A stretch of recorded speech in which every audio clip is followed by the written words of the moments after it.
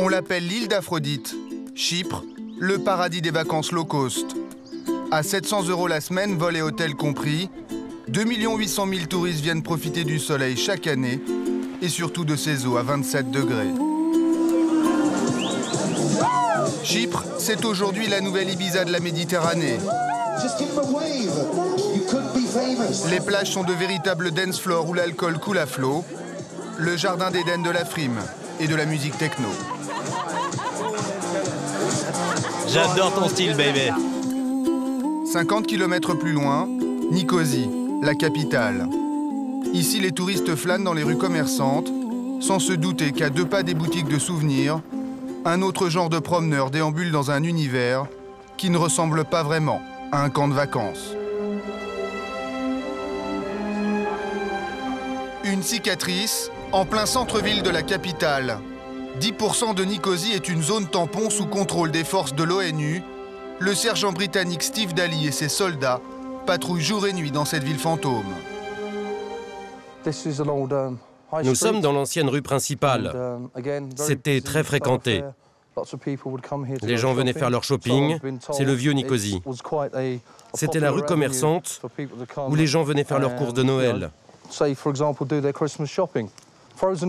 Le temps s'est arrêté ici, mais tout s'est détérioré avec les années, vous pouvez le constater. Au milieu des ruines et des barbelés, les casques bleus s'interposent depuis 35 ans, entre l'armée turque au nord et l'armée grecque au sud. Une ligne de démarcation, un no man's land de plusieurs kilomètres de large, entre 2 communautés. Les chrétiens orthodoxes grecs d'un côté, les musulmans turcs de l'autre.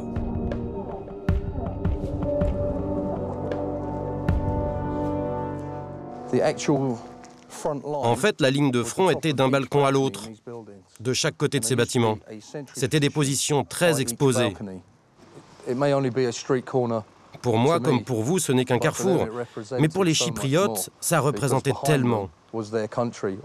Chaque camp pensait qu'il défendait son pays. Chacun pensait que cette terre était sa terre. Ils se battaient pour le moindre carrefour. C'est pour cela que les combats étaient si féroces. 5 o'clock on Wednesday, the 14th of August, and about a dozen Super Sabre jets of the Turkish Air Force have just flown over Nicosia.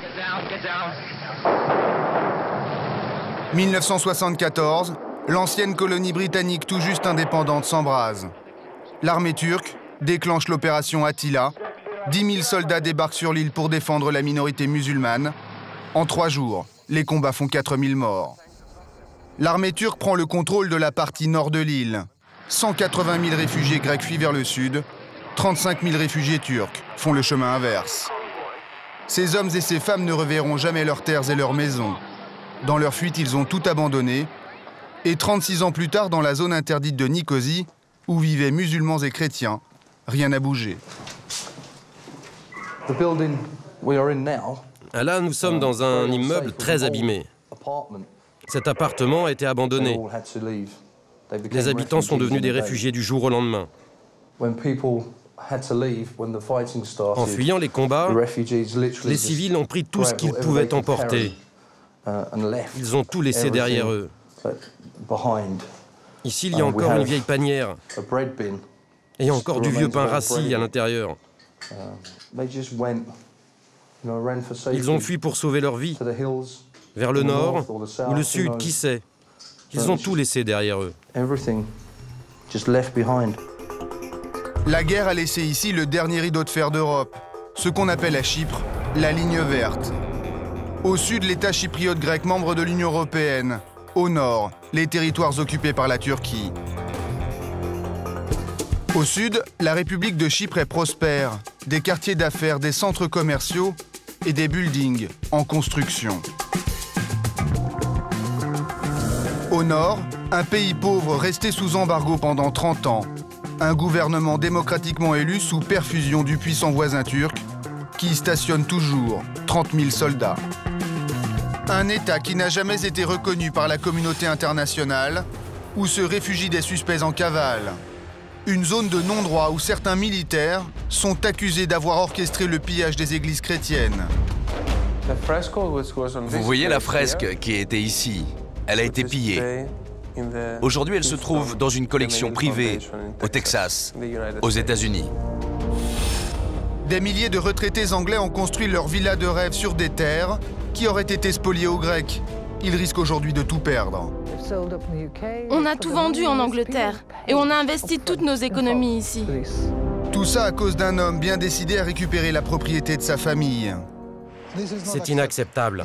L'invasion militaire et la violence. Tout ça, c'est injuste. De part et d'autre de la ligne de démarcation, un trafic de femmes de grande ampleur alimente des réseaux de proxénétisme qui ont pignon sur rue. Qui est exploité?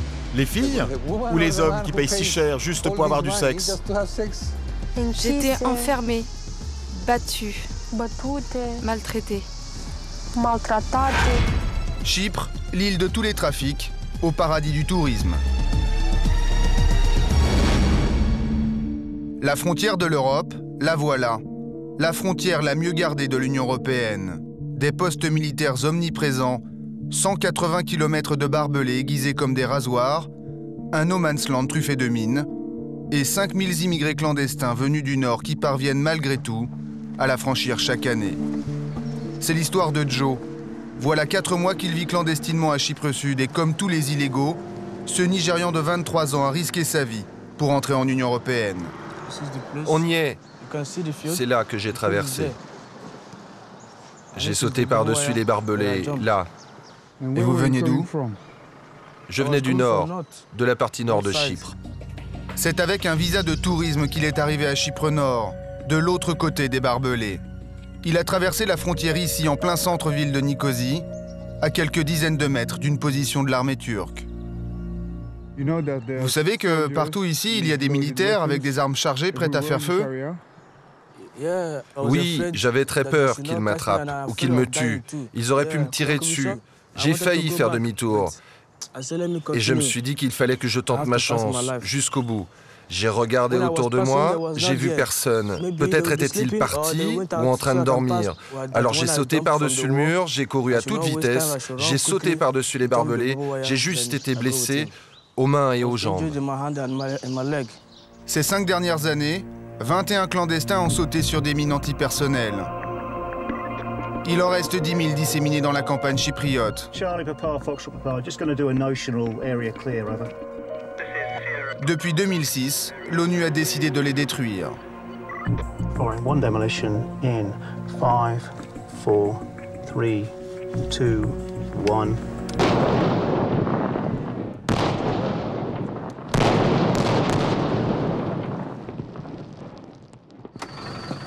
Jerry Barlow est employé par l'ONU. Il est à la tête d'une équipe de 52 démineurs. Ici, pas de casque bleu. Les démineurs sont tous mozambicains, salariés par une société militaire privée qui sous-traite pour l'ONU.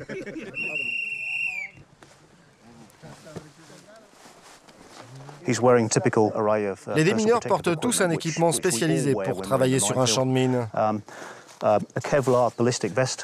Un gilet pare-balles en Kevlar avec une protection qui évite les blessures au visage en cas d'explosion. Et un casque avec une visière balistique. C'est le minimum pour travailler sur un champ de mine. Il s'échine depuis 3 mois sur ce champ de mine qui s'étale sur près d'1 kilomètre. Par exemple, ici, il y a eu un accident.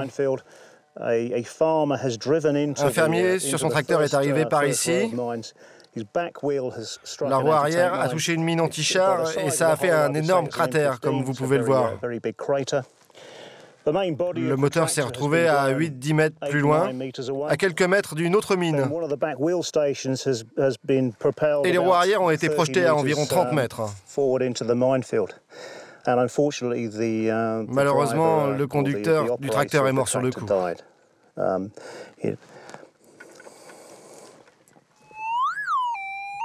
Les démineurs progressent centimètre après centimètre. Une maladresse, et c'est au mieux un bras ou une jambe arrachée.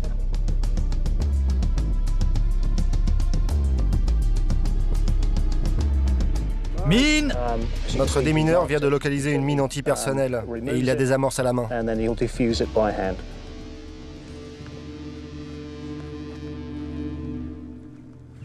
C'est un métier dangereux? Oui. Mais on travaille avec des règles de sécurité strictes. Oui, un de nos chefs d'équipe est mort il y a 2 mois. Après l'explosion d'une mine anti-char, il a été tué sur le coup. On a tous été très choqués par cet accident, mais dans ce genre de boulot, ce sont des choses qui peuvent arriver. Chypre, c'est le dernier endroit de l'Union européenne où il reste encore des mines.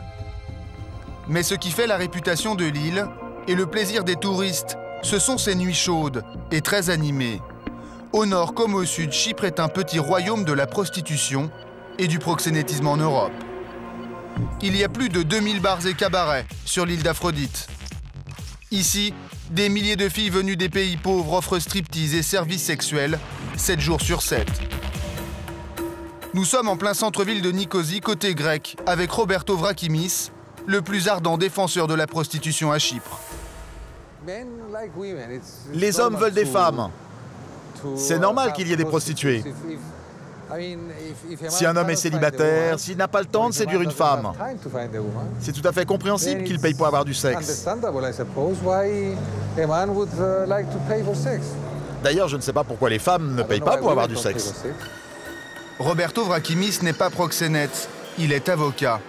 Il défend la quasi-totalité des patrons de cabarets à Chypre, et ce n'est pas le travail qui manque. Tous les propriétaires de cabarets ont eu des problèmes avec la police. Je n'en connais aucun qui n'a jamais été inquiété par la justice, au moins une fois dans sa vie. L'homme que nous allons voir n'est pas le patron, c'est un impresario. C'est celui qui recrute les filles pour les cabarets. Officiellement, ici, on n'emploie pas de prostituées.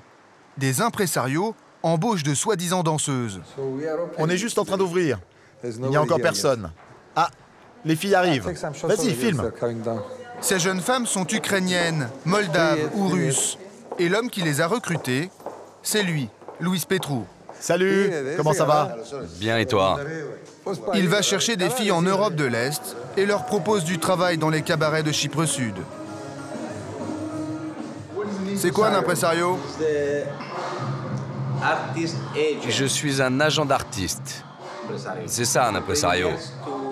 J'amène des filles de l'étranger et je les place dans les cabarets, comme danseuses. Seulement pour danser? Oui, juste pour danser. Il n'y a pas de prostitution dans ce genre de bar. L'avocat est beaucoup plus décomplexé que son client sur la question. Les filles veulent se prostituer.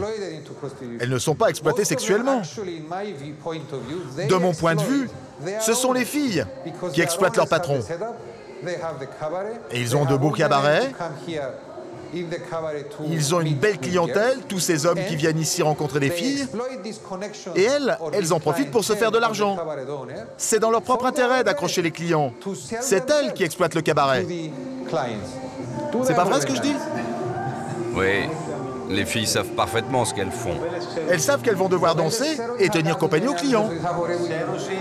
Ce sont les filles qui invitent volontairement les clients à sortir avec elles, sans que cela leur soit imposé par le patron.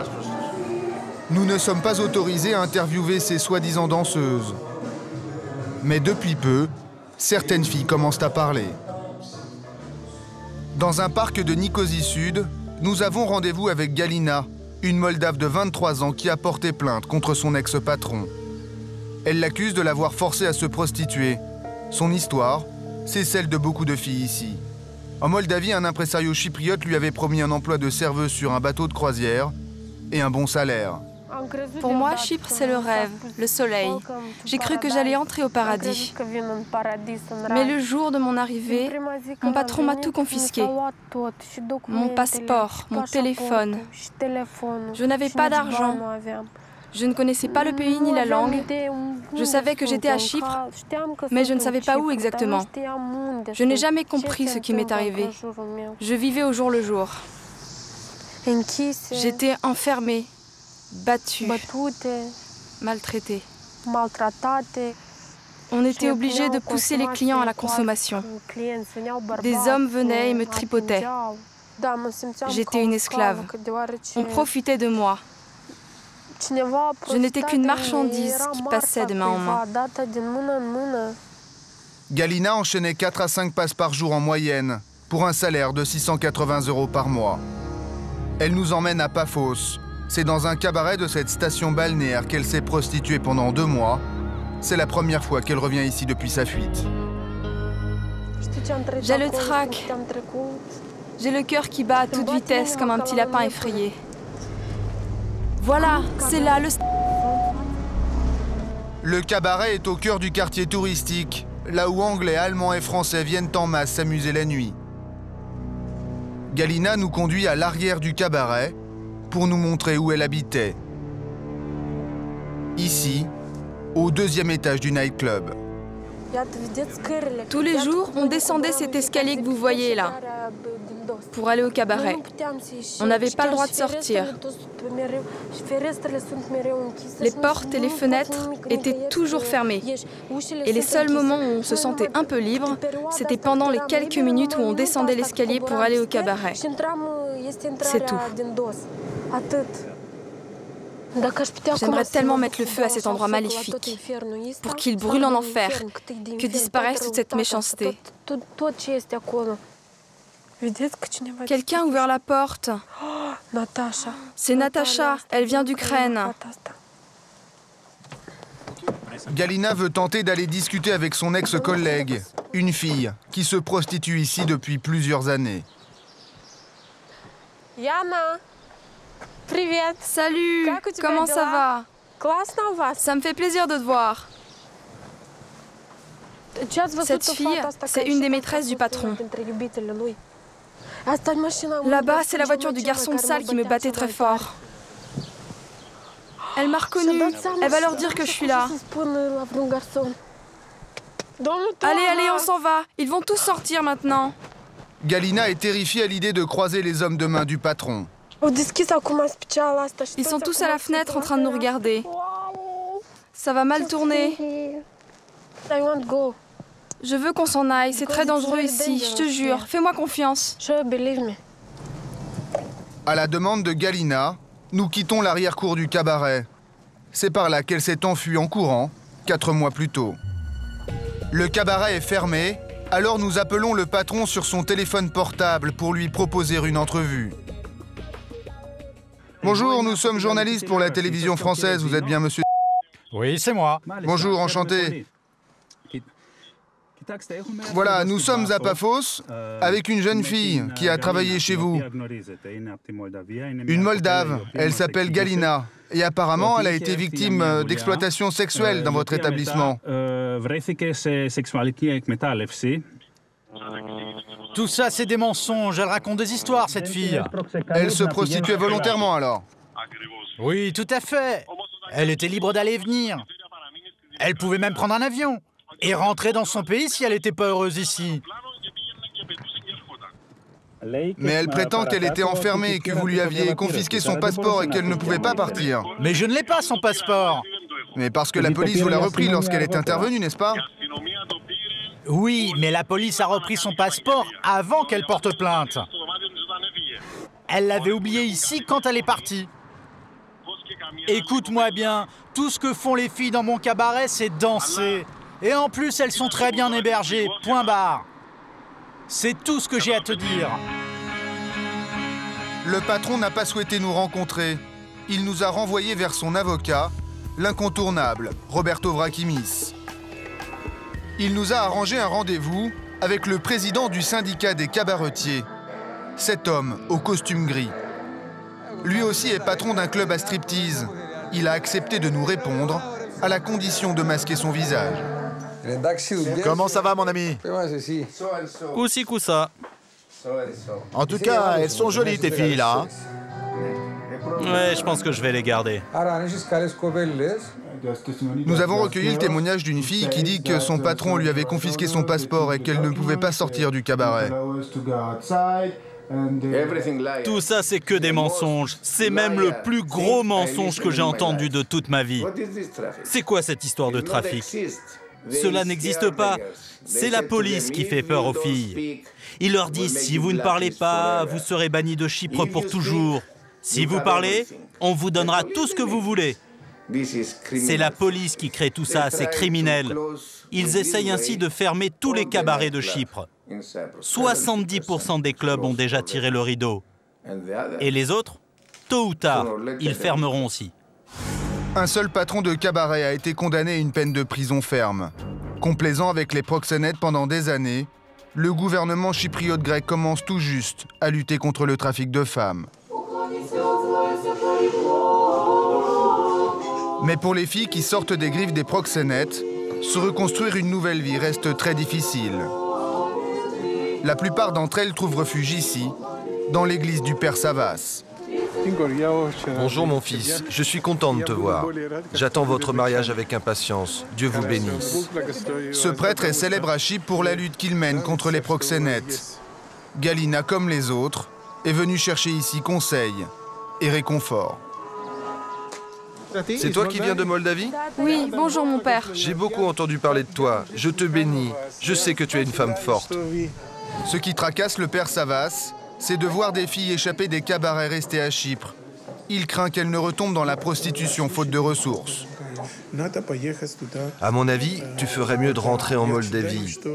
Là-bas, il y a une ONG qui peut t'aider à émigrer. Je les connais bien. Oui, merci. Mais vous savez, mon père, je n'ai pas envie de rentrer au pays. Non, mais le problème, tu sais, c'est dur de trouver du travail ici. C'est la crise. Avant, on pouvait trouver des petits boulots. Maintenant, c'est très difficile. Ma crainte, c'est quand les jeunes filles comme toi restent ici. Tôt ou tard, elles se retrouvent confrontées aux mêmes personnes et retombent dans la prostitution. Ils vont encore t'exploiter.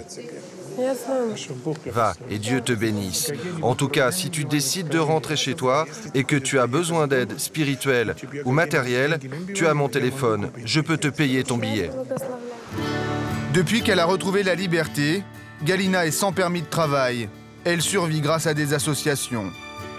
Elle attend que son ex-patron soit jugé par les tribunaux chypriotes grecs.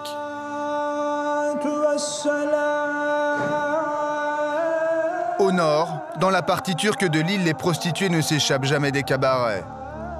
Depuis 2003, sous la pression de la communauté internationale, 4 checkpoints entrouvrent la frontière, où les contrôles d'identité sont drastiques. Le bras droit du Père Savas, Katerina, a dû attendre 30 ans pour se rendre dans la partie nord de l'île. Nous sommes à quelques kilomètres de Nicosie Nord, en pleine campagne. 40 ans en arrière, cette rue était pleine de vergers, d'orangers, de citronniers. Maintenant, à la place des vergers, c'est des cabarets qui sont des vrais bunkers. On les bat, on les viole, on leur donne seulement de l'alcool, on leur donne seulement des drogues, etc. Quand on nous raconte tout ça, nous, on n'arrive pas à y croire. On dit, mais ce n'est pas possible, elles exagèrent. Mais on n'arrive pas à y croire parce que si on croyait à ces histoires,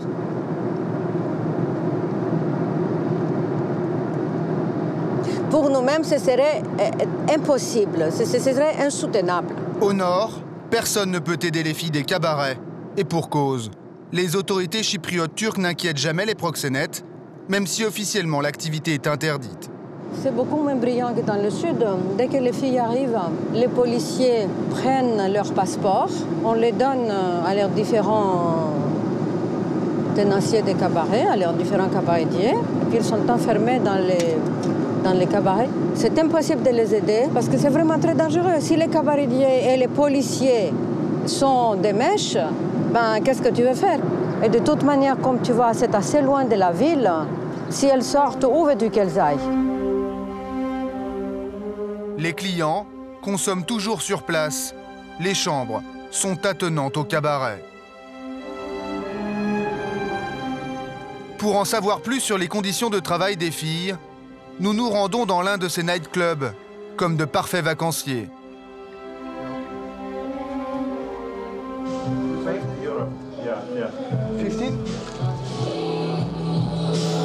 Sur le podium, une dizaine de filles dénudées se relaient pour le plus grand plaisir de quelques clients. 3 minutes après notre arrivée, une des danseuses nous accoste de manière audacieuse. Salut. Pas si vite, pas si vite. Non, ça va, merci. Détends-toi, t'as peur de quoi? Non, merci. Vous êtes gentil, mais ça va.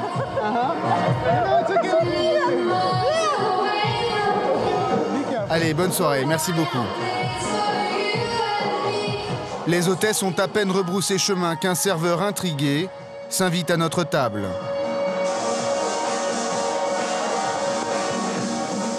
Qu'est-ce qui se passe là? Elle vous ennuie? Non, non, ça va. On aurait juste voulu discuter un petit peu avant, se présenter, quoi. Ah. C'est combien? 100 € pour 1 heure. 100 € pour 1 heure? Ouais, ouais. L'homme donne le signal à l'une de ses danseuses qui s'exécute sur le champ. Bonjour.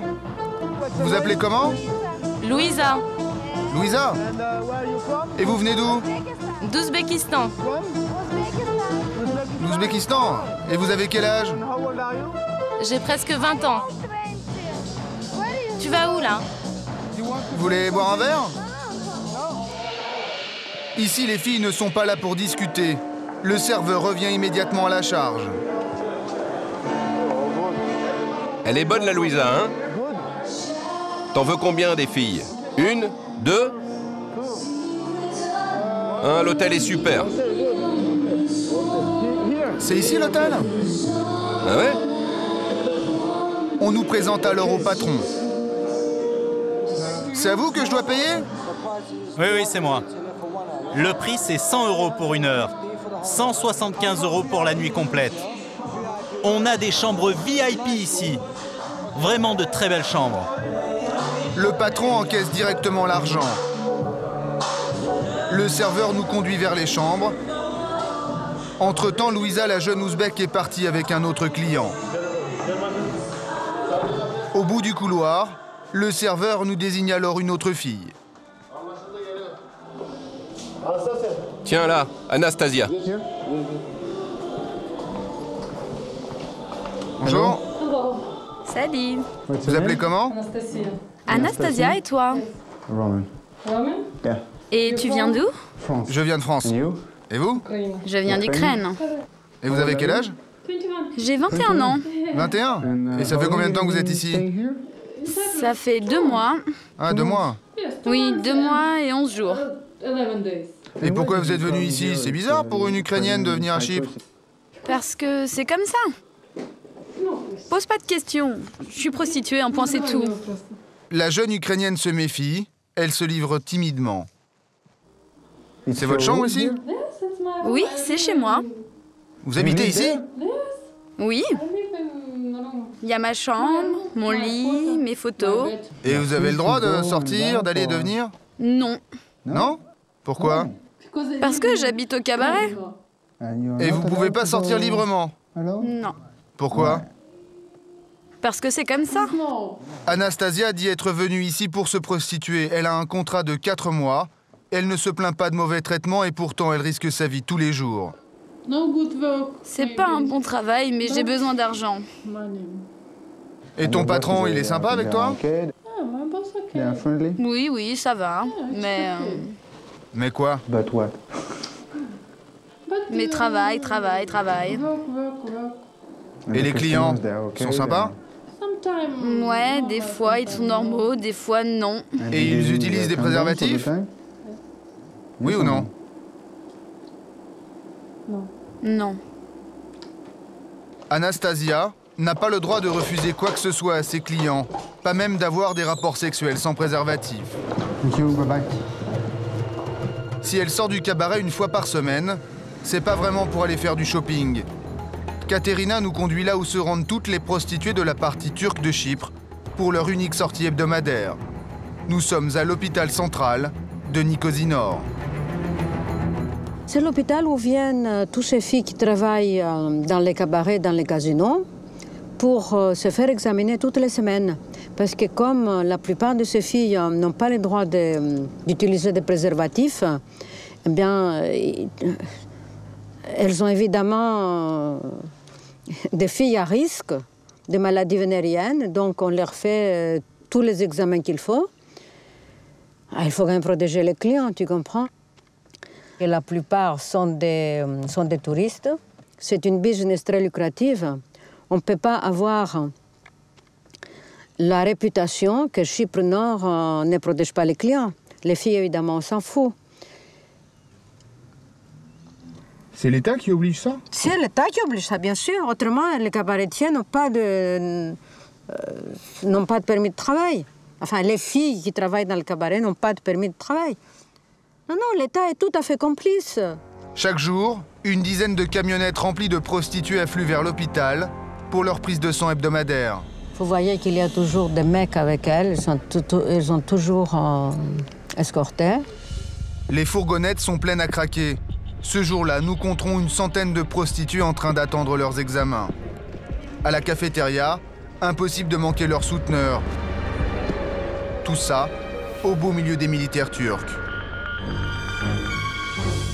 Si vous voulez une meilleure preuve que le gouvernement, enfin que l'État soit complice, eh bien, je ne vais pas vous la donner. Pour moi, ça, c'est la meilleure preuve. Le proxénétisme au grand jour, alors qu'il est officiellement interdit en Turquie comme à Chypre Nord. Le premier conseiller du président chypriote turc n'est pas très bavard sur la question. À Chypre Nord, le proxénétisme est interdit. Mais en même temps, le gouvernement permet aux patrons de cabarets de faire venir des filles de l'Est. Elles ont même des visas de travail, et c'est la police qui garde les passeports de ces filles. Écoutez, je crois qu'on va arrêter cette interview tout de suite. Vous ne me posez pas les bonnes questions sur les problèmes de Chypre. Vous vous intéressez à différents sujets qui sont des détails. Je vais demander à mon service de presse de vous diriger vers les autorités compétentes sur ces questions, de façon qu'on vous briefe un peu mieux sur tout ça. Non, s'il vous plaît. La police chypriote turque n'a pas répondu à nos questions. Chypre Nord n'est pas seulement un paradis du proxénétisme, c'est aussi une terre d'asile pour fugitifs et criminels en cavale. Un des plus célèbres barons de la drogue en Grande-Bretagne, Brian Wright, s'est caché des années à Chypre avant d'être arrêté en Espagne. En 2006, 53 millions d'euros sont dérobés dans le dépôt d'une société de convoyage de fonds en Angleterre. Un membre du commando, Sean Lupton, échappe à la police et disparaît à Chypre Nord. Le fugitif le plus célèbre de l'île, c'est lui, Asil Nadir. La justice britannique l'accuse d'avoir détourné 35 millions d'euros et spolié des milliers de petits épargnants. Alors le patron de multinationales s'envole dans un jet privé à destination de Chypre Nord. Là-bas, il tient même une conférence de presse pour justifier sa fuite. Cela n'a pas été une décision facile que de quitter la Grande-Bretagne, car je connais très bien les risques que j'encours en échappant à la justice britannique. Asil Nadir risquait 10 ans de prison en Grande-Bretagne. Il s'est reconstruit ici un empire. Il dirige le premier groupe médiatique de l'île. La communauté internationale ne reconnaît pas l'État chypriote turc, alors les procédures d'extradition sont impossibles. À l'époque, le président de la République se justifie à la télévision anglaise. Pourquoi devrais-je arrêter mes concitoyens alors que je n'ai pas d'autorité légale pour le faire? Je ne peux pas l'arrêter. Je ne suis pas un dictateur. Les choses sont faites ici dans la légalité. Et pour arrêter cet homme, il me faut des preuves qu'il ait commis un crime à Chypre et même, si c'était le cas, je ne pourrais pas le livrer à un pays étranger car c'est interdit par notre constitution. Le régime chypriote turc protège les criminels en cavale, à condition qu'ils soient riches et qu'ils investissent dans le pays. L'une de nos équipes avait rencontré Gary Robb il y a 18 mois, un trafiquant de drogue en fuite devenu le premier promoteur immobilier de l'île. J'ai contribué au développement économique de l'île. Le gouvernement a compris que le secteur immobilier était une des principales voies de développement de l'île. J'ai encore vu des membres du gouvernement il y a 2 semaines. Ils veulent m'aider à me développer, à me promouvoir. Et vous connaissez personnellement des membres du gouvernement? Ah oui, bien sûr, je connais très bien le Premier ministre. C'est un ami intime. Je vois aussi très souvent le ministre de l'Intérieur. On se voit tout le temps pour essayer de faire avancer ce pays. Et c'est profitable pour tout le monde. Dealer présumé d'ecstasy, de cannabis et d'amphétamine. Gary Robb avait été arrêté à Cleveland en 1997 après un raid de 200 policiers dans l'une de ses boîtes de nuit. Relâché sous contrôle judiciaire, il s'enfuit à Chypre, où il devient le numéro 1 de la maison de vacances. Ça commence là. Voici son empire, un millier de villas construites pour des retraités britanniques en quête de soleil. Voilà, ça c'est le salon, la salle à manger, une grande terrasse pour le petit déjeuner, piscine, sol en marbre. Le niveau de finition est superbe. Chypre Nord, c'est le moins cher de la Méditerranée. Personne ne peut vendre une villa moins chère que moi dans la région. Une réussite insolente qui lui aurait été impossible ailleurs. Je suis un innocent condamné d'avance. En Angleterre, t'es coupable quoi que tu fasses. J'étais jeune, je gagnais beaucoup d'argent, et la police ne pouvait pas l'accepter. Je suis venu ici et j'ai tout repris à zéro. Et j'ai construit un empire à Chypre Nord. Et le gouvernement et la police ne vous ennuient jamais. Ils vous aident. Et c'est pour ça qu'ils ne me lâcheront pas. Et même si les autorités britanniques demandaient mon extradition, les Chypriotes turcs ne le feraient jamais. Gary Robb se sentait peut-être un peu trop à l'abri. Après une série d'escroqueries immobilières, il finit par se fâcher avec son protecteur, le gouvernement local. Il est livré aux autorités britanniques en janvier 2009, après 12 ans de cavale.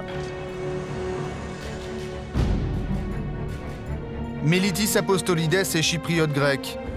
Il avait 23 ans en 1974. Il vivait au nord de l'île dans cette maison avec sa famille, jusqu'à ce que l'armée turque le chasse. Comme des dizaines de milliers d'autres réfugiés, il fuit vers le sud de Chypre. L'île est alors coupée en deux. 29 ans plus tard, en 2003, la frontière s'entrouvre. Mais les réfugiés grecs n'ont jamais eu le droit de se réinstaller dans les maisons qu'ils avaient fuies pendant la guerre. Mélitis Apostolides, lui, est un homme têtu. Avec sa femme Martha, il se bat sans relâche pour récupérer la terre de ses parents, ici, au nord de l'île. La première fois que j'ai traversé la frontière, je n'en croyais pas mes yeux. J'étais tellement ému de revenir ici, je touchais les choses pour être sûr que je ne rêvais pas. Ici, il n'y avait rien avant.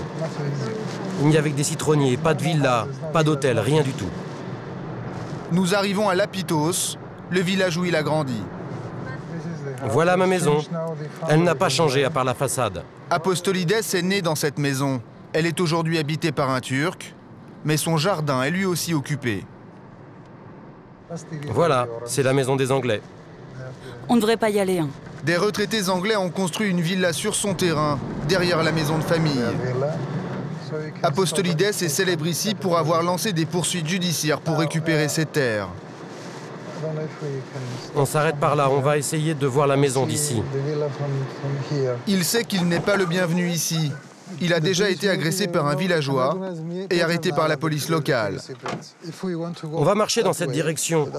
La villa des Anglais est là, un peu plus loin. On ne devrait pas rester ici. Oui, il y a quelqu'un qui nous a vus. Faut qu'on s'en aille. Le problème, c'est que les voisins peuvent porter plainte pour tout et n'importe quoi. Et s'ils appellent la police, ils peuvent dire ce qu'ils veulent. Et je vais avoir des soucis, à coup sûr.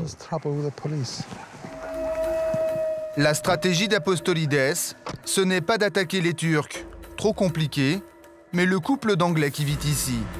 Il a porté l'affaire devant la Haute Cour de Londres. C'est elle qui doit décider si ses ressortissants occupent légalement leur maison. Ce procès a bouleversé la vie de 10 000 Britanniques installés à Chypre Nord. C'est le cas de Marianne. Elle vit ici depuis 6 ans. Okay, Wolf, that's a good boy. You be a good boy. Cette jeune retraitée de 55 ans voulait vivre au soleil. Les Anglais aiment souvent vivre à l'étranger parce qu'ils rêvent de soleil. Ils rêvent d'une piscine lorsqu'ils sont au bureau en Angleterre et qu'ils dépriment en voyant la pluie tomber sans cesse. Et vous rêvez de vous prélasser devant la piscine et bronzer tranquille. C'est ça le rêve. Le rêve à l'anglaise, c'est une grande terrasse avec piscine, une cuisine équipée, un double séjour et 3 chambres à l'étage. C'est une maison chypriote typique. 200 mètres carrés, des vues incroyables, absolument fantastiques. Dans la chambre, vous avez une vue sur la montagne et une vue sur la mer. Et quand vous vous levez le matin, vous ouvrez les yeux et vous voyez le lever du soleil. C'est fantastique. Et c'est accessible ? Accessible, je ne sais pas si on peut dire que c'est accessible. Mais si vous achetiez ça aujourd'hui, vous payerez ça 200 000 €. Mais dans n'importe quel autre endroit du monde, vous en auriez au minimum pour 600 000 €, probablement plus. Donc oui, c'est accessible. Marianne croyait avoir réalisé son rêve, mais à cause d'Apostolides, elle comprend aujourd'hui qu'elle peut tout perdre. Cette affaire, c'est très très sérieux. Et on doit tous s'y intéresser. Parce que personne ne sait qui était propriétaire de quoi que ce soit avant nous. Comme Marianne, la plupart des Anglais habitent sur des terres qui auraient été spoliées aux Grecs. C'est même un critère pour obtenir un permis de construire à Chypre Nord. Voilà pourquoi ces villas sont les moins chères de la Méditerranée. Aujourd'hui, c'est le retour de bâton. On a tous écrit à nos députés en Angleterre, aux associations des agents immobiliers, aux avocats, à tout le monde. Et on est totalement ignoré. Et on ne comprend pas pourquoi. Ils disent que Chypre n'est pas reconnue par la communauté internationale. C'est dingue quand même. On a une base de données des propriétés anglaises problématiques et on en compte plus de 9000 aujourd'hui. C'est effrayant. Pour tenter de sauver sa maison, Marianne a créé une association. Good morning, afternoon. Chaque jeudi, elle se retrouve avec d'autres résidents britanniques, tous suspendus au verdict de l'affaire Apostolides. Ces retraités ont le sentiment qu'on leur vole leur retraite au soleil. Et puis Chypre Nord maintenant, c'est chez eux. Quand je mourrai, je veux être enterré ici. Je suis heureux. Non, ne dis pas ça. C'est chez moi ici.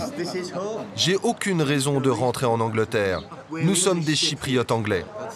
Si Apostolides gagne le procès, nous allons être inondés de plaintes. Chez nous, il y a 15 personnes qui disent que notre maison était la leur.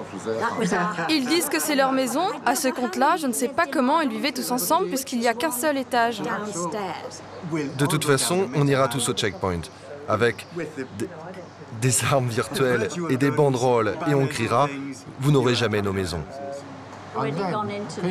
Après, de toute façon, les gens espèrent que la Turquie va à nouveau fermer la frontière et nous annexer pour que Chypre Nord soit dans le territoire turc. Les Anglais espèrent tous que cela arrive un jour. Chypre divisée en 2 États indépendants, c'est le scénario que les Nations Unies veulent éviter à tout prix. L'ONU préconise la réunification. Après 30 ans d'immobilisme de part et d'autre, le président chypriote grec Dimitris Christofias se rend à la table des négociations. Est-ce que vous avez l'espoir d'aboutir? De l'espoir? Oui, on en a toujours. Vous avez été des ennemis pendant des années et maintenant... Des ennemis avec les Chypriotes turcs? Jamais de la vie.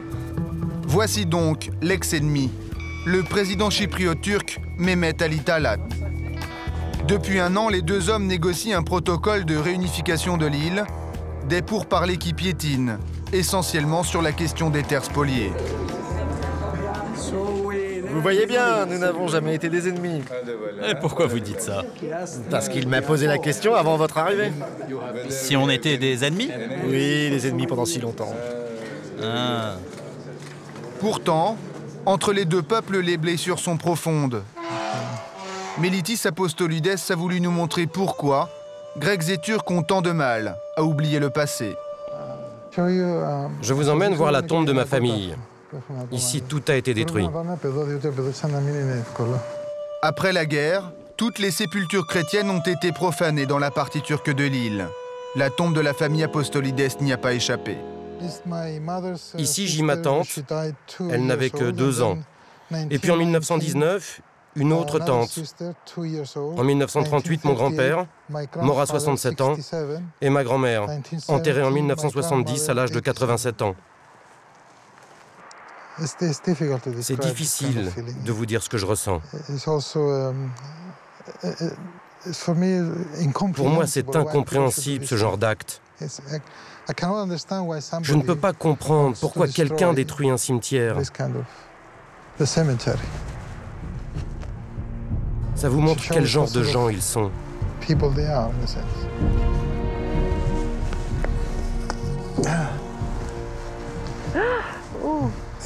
Tu as vu ça?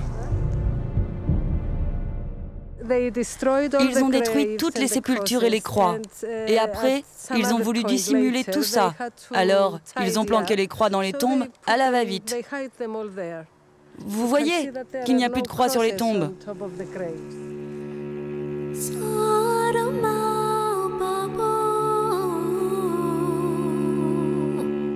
Mais pourquoi est-ce qu'ils ont fait ça? Pourquoi? Mais qu'est-ce que vous voulez que je vous dise? Au lendemain de la guerre, une minorité de fanatiques musulmans a saccagé la plupart des symboles chrétiens. Depuis qu'il est possible de se rendre dans la partie nord de l'île, cet archéologue grec y recense les lieux de culte saccagés, une question taboue qui a sérieusement compliqué son travail. J'ai été arrêté à 2 reprises pendant que je faisais mon inventaire des églises. Tout ça parce que je n'étais pas autorisé à photographier les monuments. Selon eux, j'étais censé avoir une autorisation spéciale pour avoir un appareil photo. C'était ça, leur excuse. Visiter un cimetière profané avec une caméra ne passe pas inaperçu ici.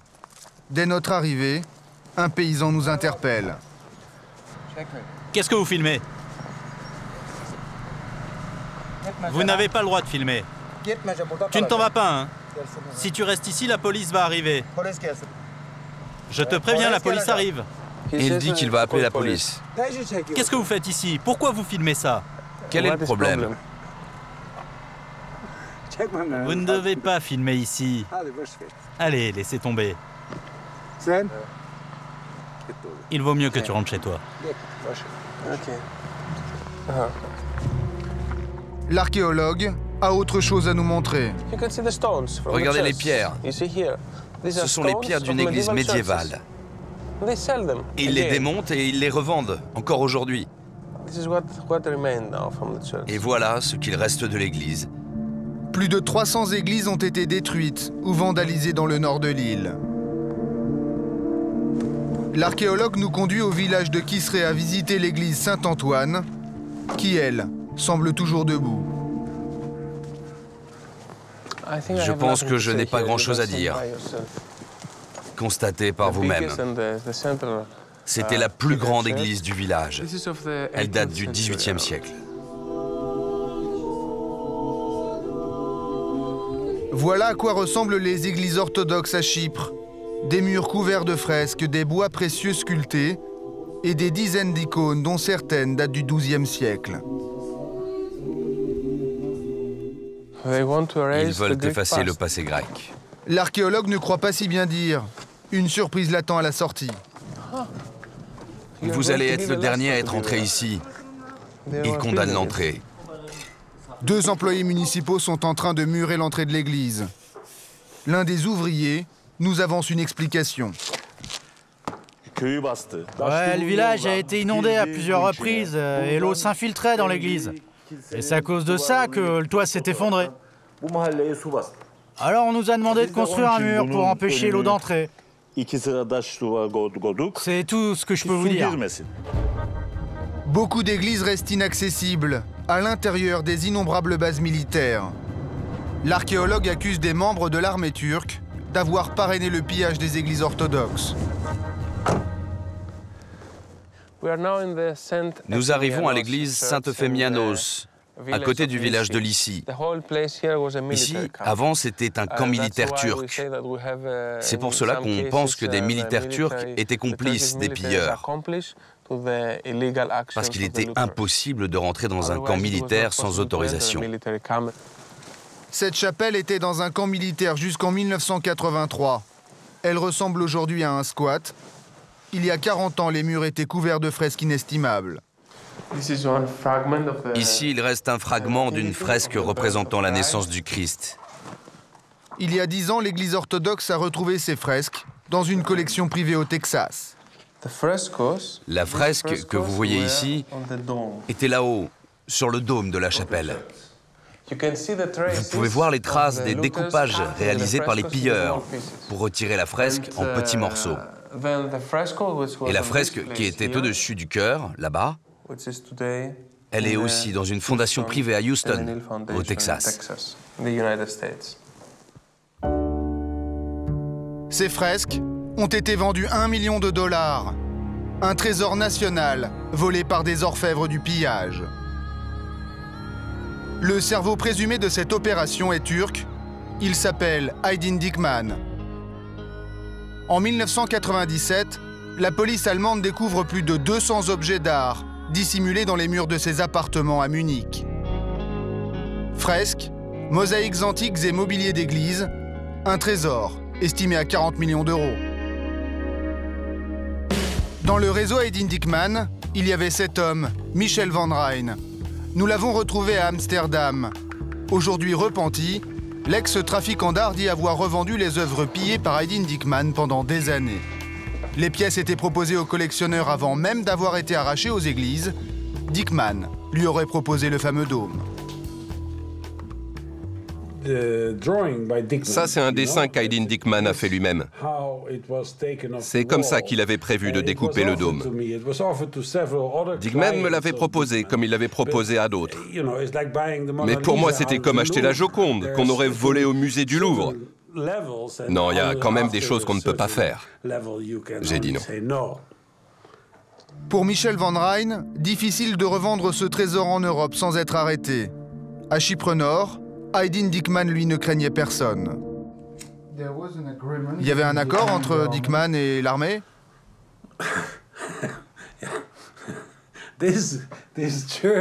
Cette église, Saint-Euphémianos, était sous leur contrôle, dans une zone militaire protégée. Les généraux turcs n'étaient pas idiots. Ils avaient envoyé des soldats en éclaireurs pour fouiller partout, sur tout le territoire, pour piller, chercher des icônes et tout ce qui avait de la valeur.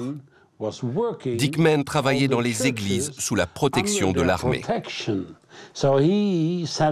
Il s'installait dans les camps militaires et il faisait même venir d'Europe des restaurateurs qualifiés pour découper tous les trésors. Quand vous alliez dans ces entrepôts, il y avait des piles et des piles de fresques, de mosaïques, d'icônes. C'était une industrie. Aydin Dikman a fait quelques mois de prison pour fraude fiscale. Il n'a jamais été condamné pour trafic d'art et coule une retraite paisible à Istanbul. Janvier 2010, à Londres. Melitis Apostolides est à quelques heures du verdict qui déterminera qui de lui ou des retraités anglais est le légitime propriétaire de la fameuse villa. Vous avez dormi cette nuit ? Ah, si j'ai dormi, je n'ai pas dormi de la nuit. Si Apostolides gagne son procès devant la Haute Cour de Londres, des milliers de réfugiés grecs pourraient suivre son exemple et demander la restitution de leurs terres aux touristes anglais. Vous vous sentez comment ? Je suis très excité. Ce sera terminé aujourd'hui et je suis très positive. Les deux retraités britanniques auxquels ils sont opposés dans cette affaire, David et Linda Orams, n'ont pas fait le déplacement. Après 1 heure d'attente, la justice britannique donne finalement gain de cause à la famille Apostolides. Alors c'est un grand jour pour vous aujourd'hui ? C'est un grand jour. Un grand jour pour Chypre. Nous sommes au bout du chemin. Maintenant, les étrangers sauront qu'on ne peut pas acheter des maisons qui appartiennent à des réfugiés chypriotes grecs. Ces Anglais doivent payer les frais de justice. Ils doivent nous payer des dommages et intérêts et ils doivent nous restituer notre propriété. Et c'est ça le plus important. À Chypre, les deux retraités britanniques sont désormais condamnés à détruire leur villa au bulldozer et à faire leurs bagages. Toujours au banc de la communauté internationale, le gouvernement chypriote turc a d'ores et déjà annoncé qu'il ne respecterait pas cette décision de justice et s'opposerait à la destruction de la villa. Les ennemis d'hier ne sont pas près de réunifier l'île d'Aphrodite.